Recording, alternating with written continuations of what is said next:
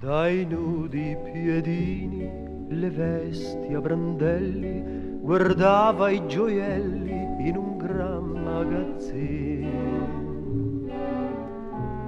Sparuta e tremante pel crudo rigore, quando ecco un signore le dice vicino: un ciondolo d'oro, un ciondolo d'oro è prima per te, qual giusto compenso di un'ora d'amore, di un'ora d'amore per me.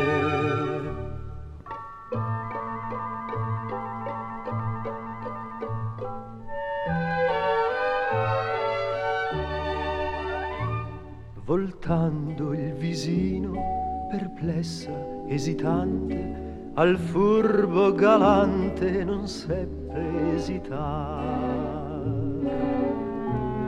Due passi affrettati, l'antre di un villino, un gaio stanzino, astuzia e umiltà. Un ciondolo d'oro, un ciondolo d'oro è pronto piccina per te, qual giusto compenso di un'ora d'amore, di un'ora d'amore per me.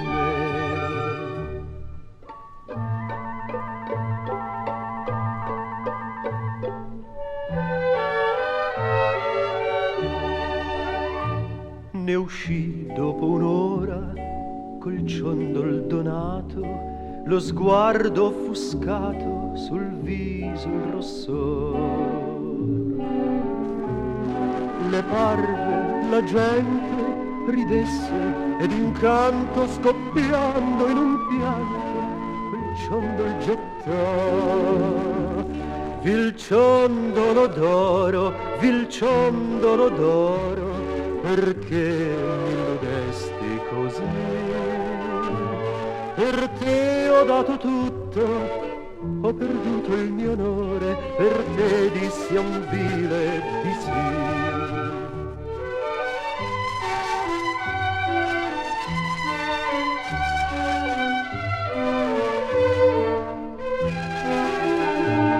Per te ho dato tutto, ho perduto il mio onore, per te dissi a un